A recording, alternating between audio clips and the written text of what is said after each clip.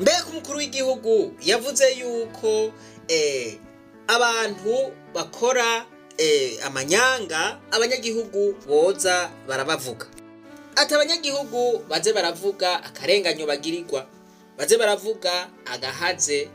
Nuko mbega ivyo bintu nta ngaruka mbi vyoba bigirira abenegihugu?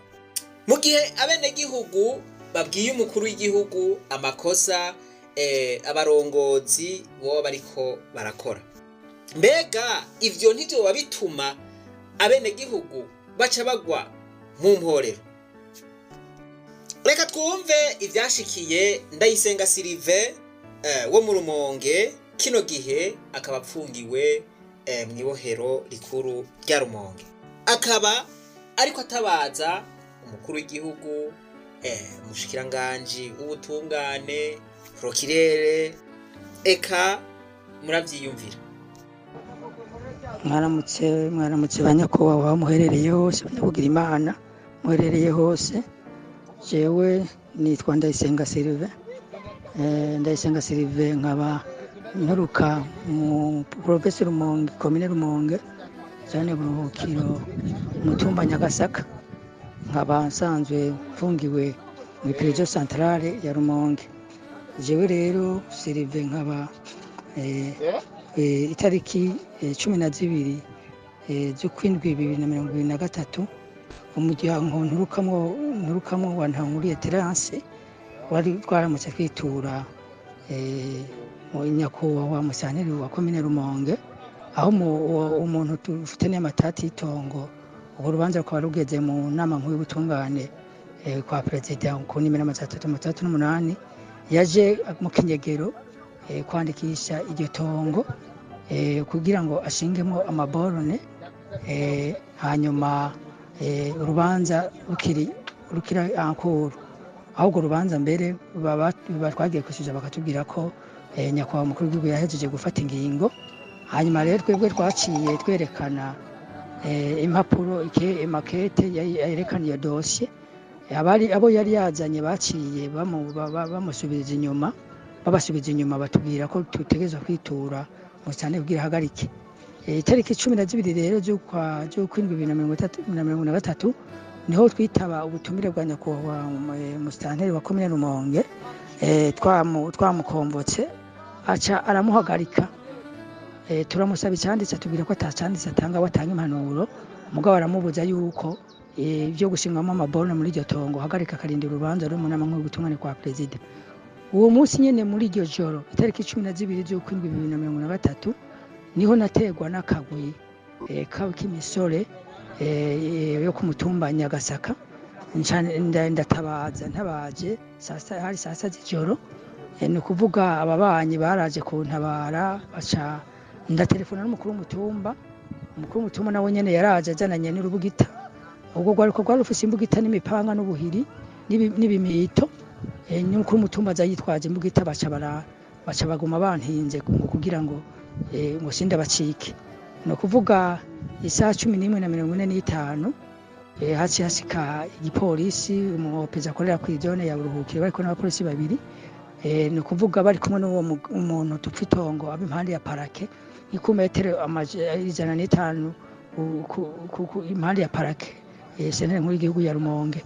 Uwo mugabo rero niyo ngabo azari tupfa itongo, matati itongo, akaba ari umugenzi wa prokirere ya Rumonge, Fanieri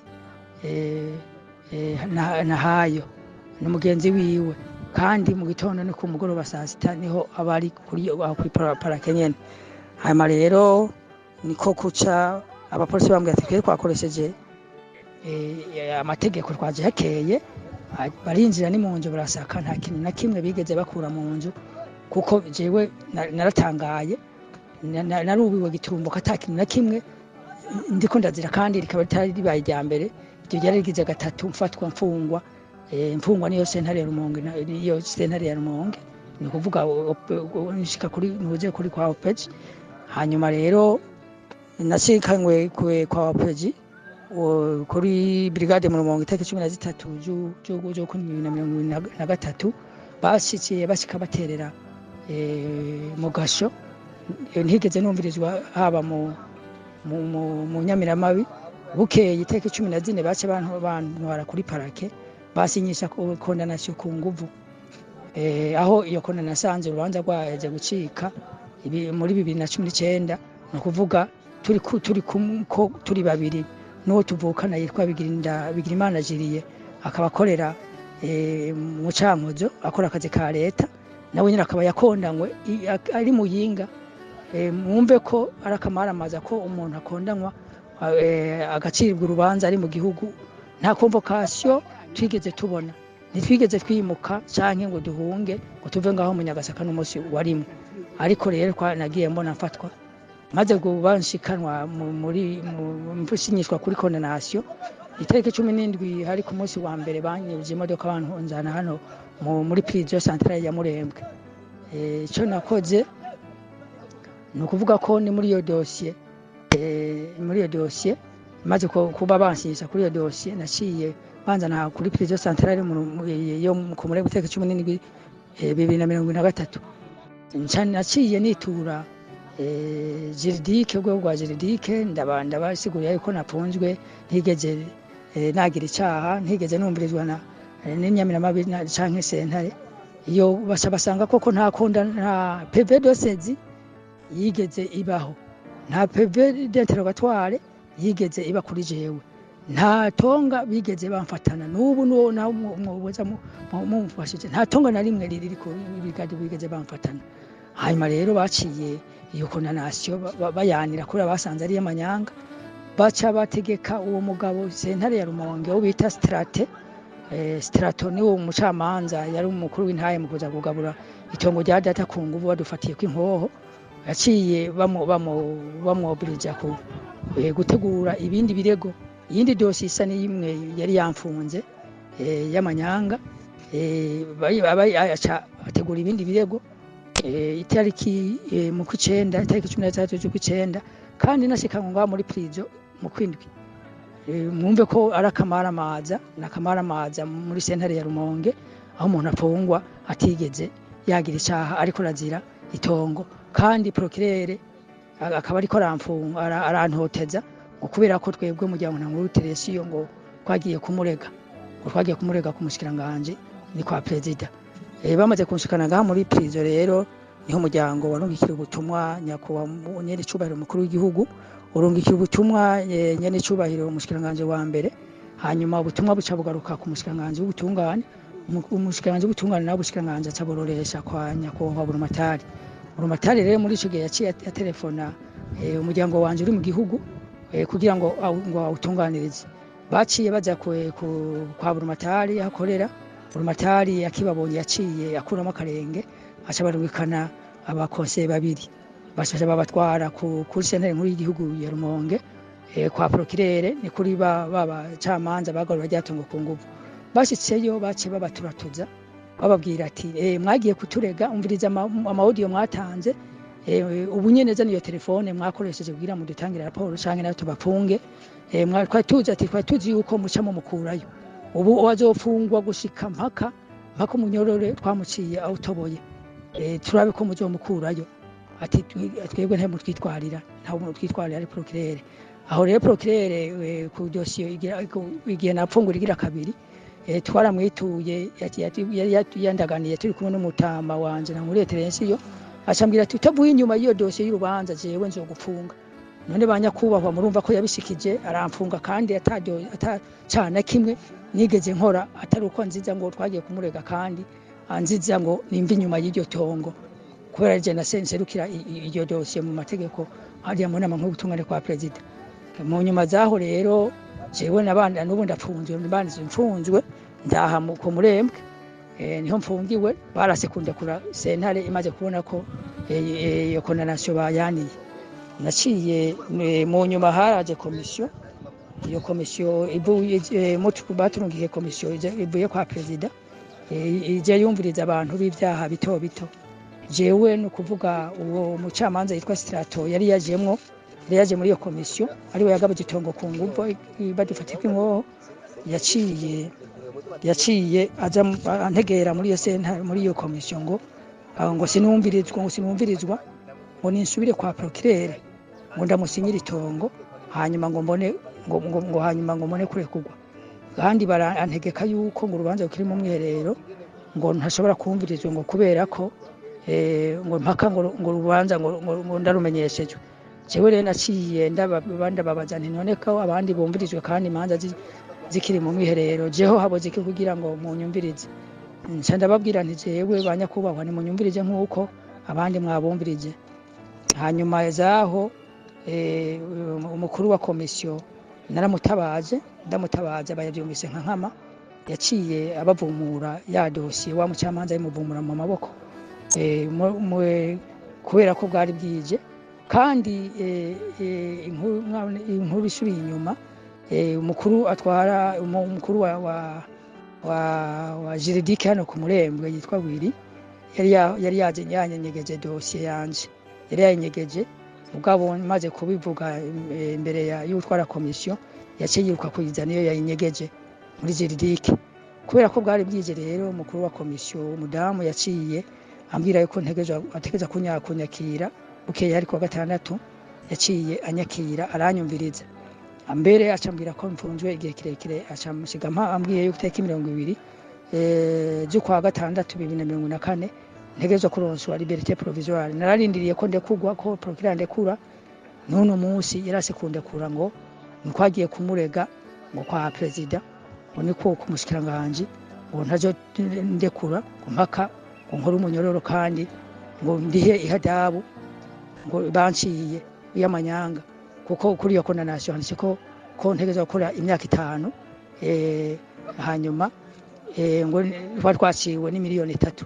Ubu rero kuri ya dosi igira kabiri baciye bamisango naburanye itariki 13 z'ukwa 2024 procureur yaguma ntumako ngo ndamusinyire uwo niyo ngabo wazari kuba ari umugenzi wiwe ngo ndamusinyire itongo kandi yari afashijwe uwo niyo ngabo wazari afashwe mu mugongo n'umukuru w'umutumba wa Nyagasaka kuko uwo mukuru w'umutumba wa Nyagasaka ntirampe bafavye niwe agomba kugura iryo tongo. Twebwe tumwituye ntiyigera aja ku gatumba ntiyigera aja gukora amatohoza na gatoyi. N'umukuru wa zone igihe bari bamfashe bansanye ku zone yatubwiye ngo niduhunga ahubwo abantu yazanye bubaka mu burende ngo ntibaduteme ntibatwice ngo niduhunge araduhungisha kandi ari we yarajejwe kudutunganiriza. Mwumve banyakubahwa ko turagowe turabuze ducira nayo tumira hajya umuntu kwiyahura biragoye kwiyahura warozwe banyakubahwa tuba twariyahuye none ubu umuryango waraje umbwira yuko kubera umutekano mukuru batezwa n'abo bantu yazanye muri iryo tongo bafise imipanga ko batarara mu mazu barararubunda mu nyuma zaho banyakubahwa mu nyuma zaho ngaha muri mwibohero baradutumye ko kugira ngo badufotore umukuru wa juridique n'ubundi acambwira yuko ngo baranyungururije muri kurudapere kandi nagwa rubanza ya dosiye ya kabiri muri sentare nkuru y'igihugu ya Rumonge ntarigera ndarusomerwa. Mwumve akabiko kabi n'agahohotero turiko ndagirirwa hanyuma none ubu amaze kuba mfunzwe mu nyuma zaho yaciye yiroha mu itongo arashinga borne atacamira kandi musitanteri yamuhagaritse acarengera mu biti byo muri iryo tongo byose arararika byose itongo risigara bugaragwa ntako tutagize kubera ko twarabuze abadutabara twarituye nara telefone mu cyane umunsi mfata mu ijoro ntiyigeze adutabara na telefone na musitanteri rero twari kwamye telefone arazimya. Mwumve banyakubahwa ko twebwe twabuze gitabara yaciye agenda kandi azanamwe abantu bubakamwe amazu n'ubu barimwo n'ubu umuryango wanje ukaba utagifise icira nayo mirabarara mu mashamba babundabunda batinya ko baba baza kubica acafata n'ubundi iryo tongo kandi ikindi kibabaje afata n'iryo tongo bariko aragurisha turabifitiye ivyemezo bimwe bigaragara bigaragara n'ubundi butotezo bwinshi ntashimye kuvugira ngaha. Hanyuma inyuma y'ibyo rero banyakubahwa murumva ko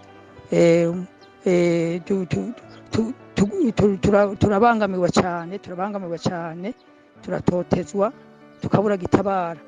None banyakubahwa dutabaje banyakubahwa ko mwodufasha mwomfasha jewe Mfunzwe Ndayisenga Sylvain nkarekurwa nkidegenze nkaba nsaba ikigira kabiri ko abo bantu bari mu turungikira komisiyo banyakubahwa muri abavyeyi mwaratwemeye kumuja tuba mu maguru ko mu turungikira komisiyo ikaza mu mvo z'amatohoza kugira ngo tubeho dutekanye nk'abandi, tuje mu matora dutekanye dufise umutekano. Hanyuma tukabasaba abanyakubahwa ko twebwe kubera ko urubanza rwacu twagiye kwisohoka tugira ko rwaje gucika, hariko haraca ukwezi n'amezi mu mwaka n'amezi 8 batubwiye ko rwaje gucika. Tukabasaba abanyakubahwa mudufashe ko imanza zaheze gucika mu nama nkuru bitungane kwa perezida ko mwodufasha mukatubera abavyeyi zigashirwa mu ngiro kugira ngo turuhuke banyakubahwa, turarushe banyakubahwa mudufashe mutubere mu ngoro. Ntabaje nyakubahwa Procureur General w'Ibururi, ntabaje nyakubahwa Procureur General de la République w'igihugu, ntabaje nyakubahwa umushikiranganji w'ubutungane, ntabaje n'icubahiro umukuru w'igihugu cyacu cyiza cy'u Burundi. Nkabanda bifurije kuroranirwa, Imana ibazigame mu bikorwa byose mujejwe. Tukaba tubashimiye ukuntu mugiye kudufasha tukava mu kangaratete ngaha mu gihugu cyacu cyiza cy'u Burundi.